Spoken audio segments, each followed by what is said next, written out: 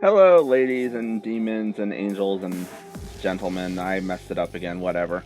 I Welcome like back. ladies and demons. Just straight up Uh. to ladies and demons. Welcome back to DmC Definitive. Here on Agents of Chaos, we have one final piece of business to take care of.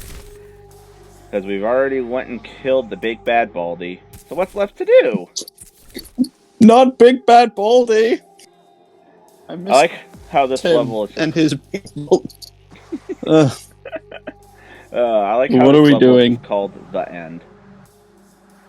Doesn't even hint at what's coming, it's just the end. But for anyone who knows this franchise, they probably already can guess. So the chances of this mission of being completed are very low. Carry the free. Okay, let's do this, Leroy. I can't remember the whole script of that, but I know that's funny. Leroy Jenkins. What's happening? Limbo has collapsed into the real world. What was once hidden is now laid bare for all to see. Who did we save again? Is in the air. Viva la revolution! Colorful. This day. Just the beginning of the end for the demons. Mankind would be free. Yes. Free from the demons. The path is clear for us to rule. Dun dun dun! Well, they both turn their heads. They're The like, path is clear for us to rule. it's like something out of fucking Scooby Doo. What? This. Everything. Virgil.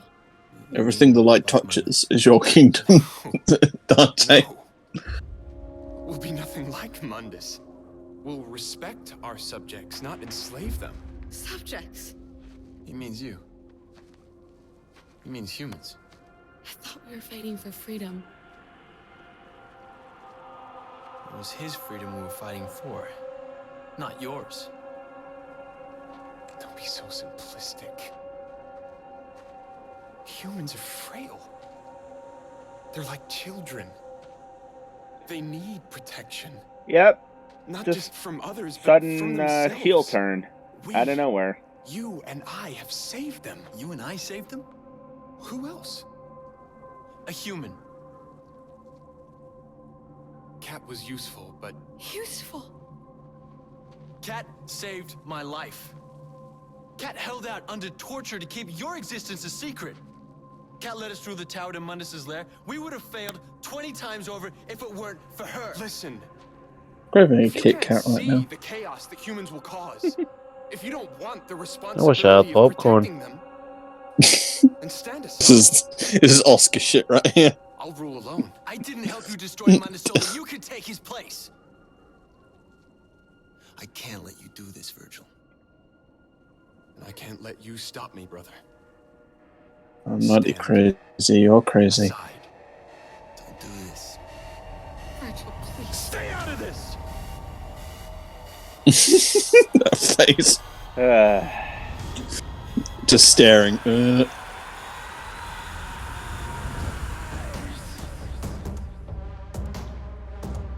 love the way the wind is like blowing in the background. Like it's so dusty, you can literally see it. As we're just turning this into a cowboy showdown. This is Oscar. This is like Oscar shit right here. It's what the Oscars should be. This is like, I mean, I'm just like thinking about that fight from Revengeance. Oh, How much one better with that Sam. was. Yeah, and how much better that was set up. I miss Yosemite Sam. Yeah, This this is one fight thing is these. kind of dumb in the way that it's set up.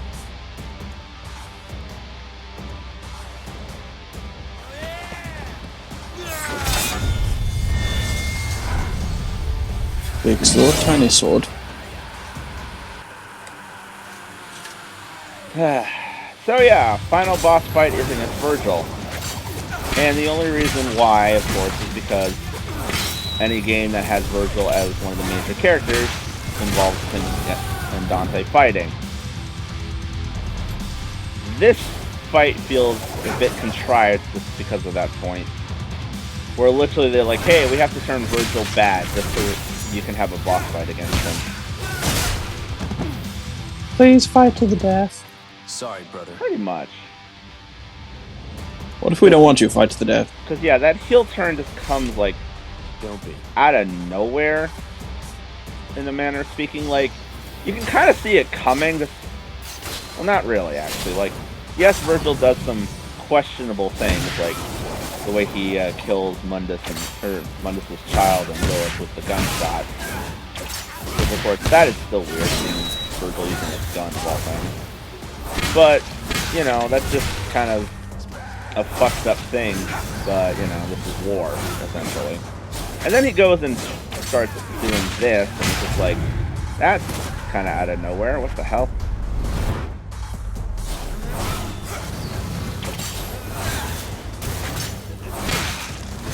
So yeah, this fight's pretty much just a straight up duel against Virgil.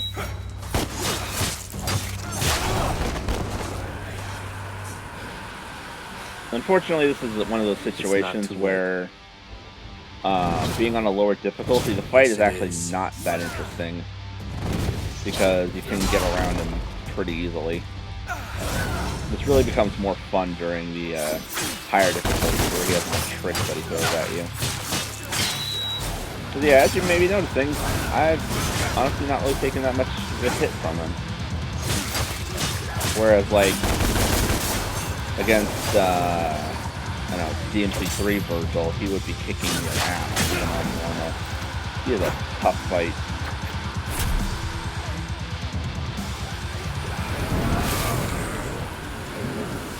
Now this is where Virgil gets one of his new tricks. He has the Doppelganger, which is an ability that they actually introduced in Devil May Cry 3. But they gave it to Virgil in this one, and then, surprisingly, Virgil was given it in DmC 5. So it's kind of fun seeing things in this game get adapted into DmC 5. Which, Now, is this doppelganger going to dance around him stupidly? no, You 'cause can. this game oh, that would be funny. Trust me, QB, when we get to DMC5, I'm sure Crunch is going to show that off. It's just funny. That is the dumb. taunt thing. Yeah, that's his taunt, and it's just that thing dancing around him, fucking like he's in a disco. It's stupid. Oh, so yeah, fight's over. How's your day going, brother? Fine. You're breaking my heart, Dante. God damn it. I feel like Dante's got like all the veins popping. Dante, don't kill him. Please.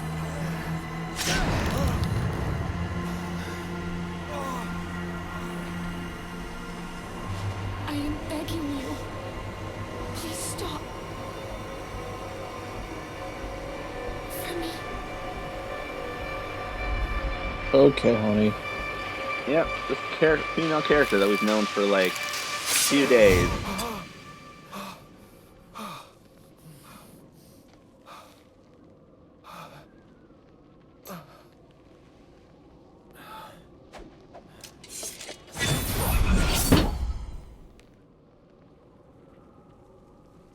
Don't worry, brother. I'll kill you next time. If only there was a next time for this part of the franchise. Also, Dante's hair has now gone full white, which makes that whole wig joke in the first level kind of like The foreshadowing. world is under my protection now. You've chosen the wrong side. DmC Devil May Cry 2.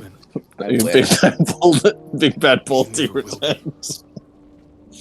Now, if they ever made a DmC Devil May Cry 2, it'd probably be Virgil as the villain.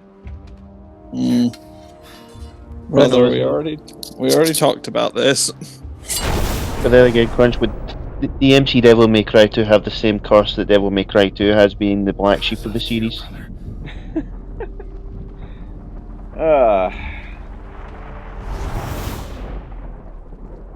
I doubt it.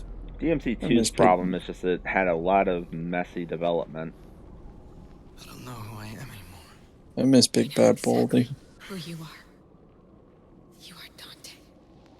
Nothing more and nothing less. Who are you again? I thought we met like 2 days ago or something.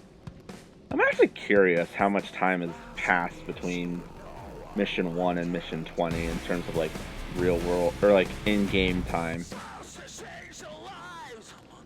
I mean, there has been day and night cycles, so I know, but like, how long does this actually take to go through all this? Is like a week, 2 weeks, a month? What's up?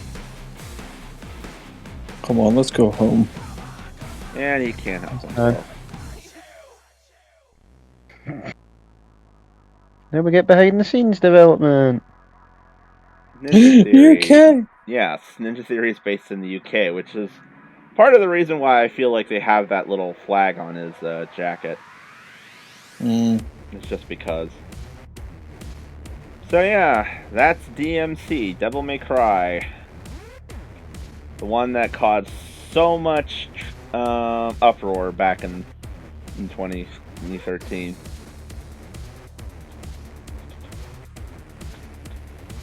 Now, me not being somebody that grew up with DMC, if I'd played this, I would have been like, fun game, but wouldn't say it's my style. I don't see why people seem to have a. I don't see why people just hate it just because it wasn't. I think the thing that got under most people's skin is one of some of the developer interviews and stuff. They said certain things that apparently rubbed the fandom the wrong way about the direction that this game was going, and then the way that the characters are done. A lot of people did not care for. I think the problem is that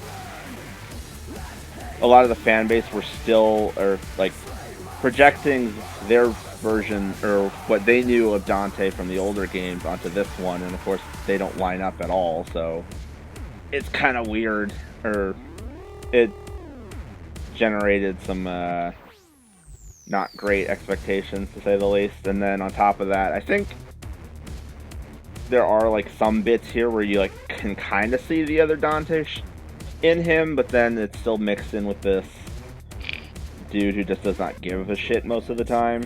So it's honestly very bizarre the way that this whole thing is set up.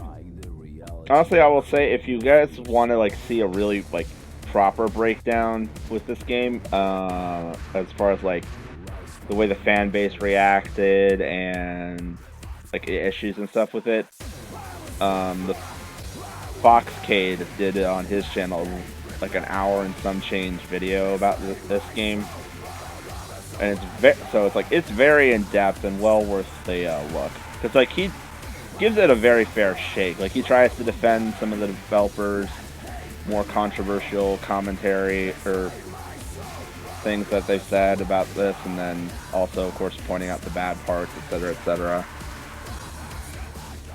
So I would highly recommend give that a look. But you know, like gameplay wise, as a game, it's fine. Like I honestly enjoy playing this one a lot from a gameplay perspective. Story wise, yeah, it's dumb. I won't try to defend that. The story mode is kind of stupid. Like, I love that clip. The guy on the skateboard flipping off I'm the just like, screen. it's like, no, he said, I am. I think it's Dante's voice actor is going, I am Dante. Whee! That's amazing. but Anyway, you were saying. No, I was saying, like, just from a gameplay perspective, it's a fine game. Like, especially if you're playing the definitive edition, because they did make so many adjustments, so it's like not as bad as it could have been. Also, I do love this. They just put little nods to children that were born during this development of this game. I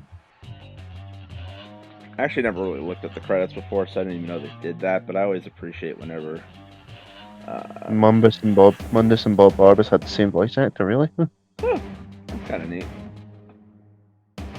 Who's Bob? Fox News. Oh. I love what you have to do is say Fox News. Like, well, yeah. Well, I mean, could be the voice actors for DmC characters do tend to troll a lot because, well, take for instance Ruben Langdon and bloody Dan Southworth being trying to troll each other constantly at cons. Well, you That's gotta have fun fun to in watch. this line of work. But having Virgil chase Dante around the con with a pool noodle, that is just me. Trust me, Chris, you need to watch that video, it's hilarious.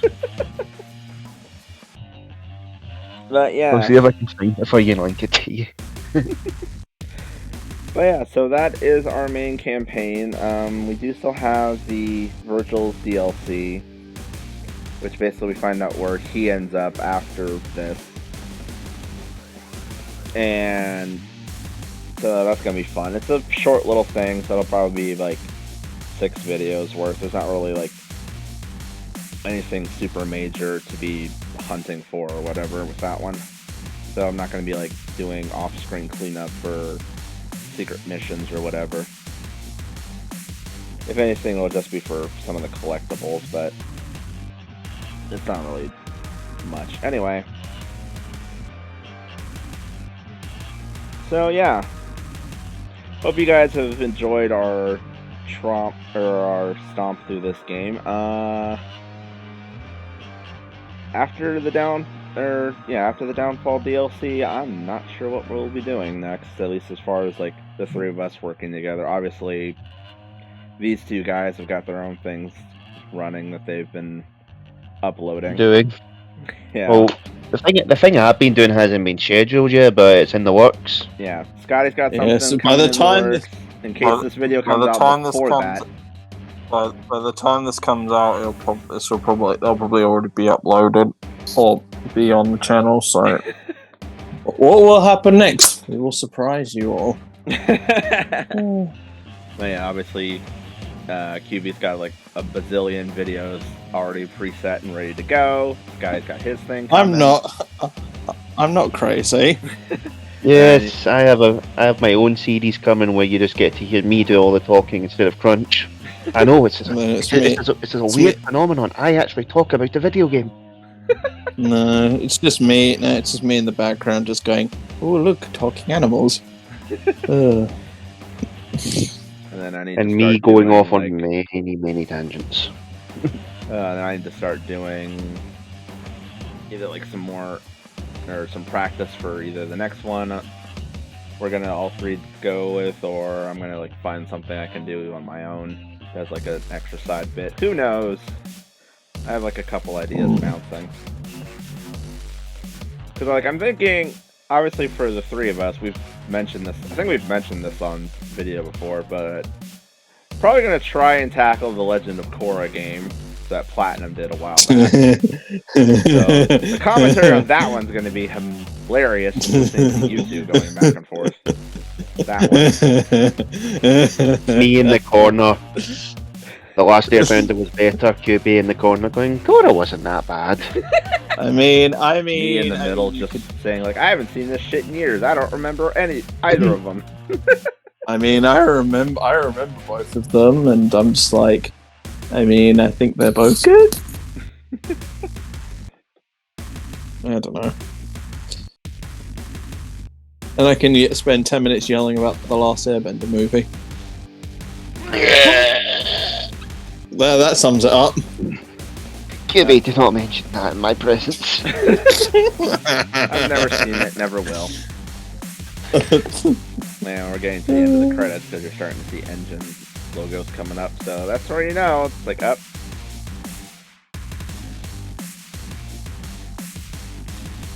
Oh man, there's a logo I haven't seen in a hot minute. I remember when that used to be like in everything. What? The Bink video. I remember old PC games where that logo would pop up. I'm just looking at what that is. And there's a good old Havoc engine. Physics engine, if I remember correctly. Mm-hmm. And of course you got good old Dolby Digital.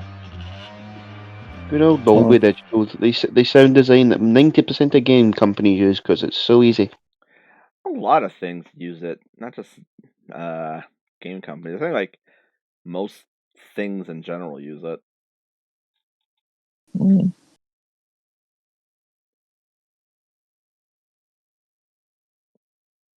And now the credits have gone silent. It's run out of music. Oh no! Somebody put a new record in.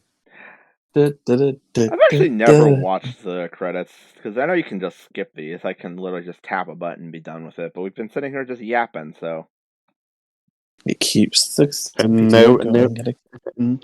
now we get to the music used in the game. yeah. Apparently, there's a lot of stuff in here I didn't realize was actually licensed. So I guess they didn't. This isn't like the other ones where they've recorded it directly for the game. It's like here's a bunch of stuff that we just borrowed. All seem to be from a guy from a place called Metropolis Records. Well, Just like the band is apparently something called Combi Christ. I've never heard of them. what the fuck is wrong with you? What the fuck is wrong with you people? That's pretty good. Okay, that was worth it just to see that at the end.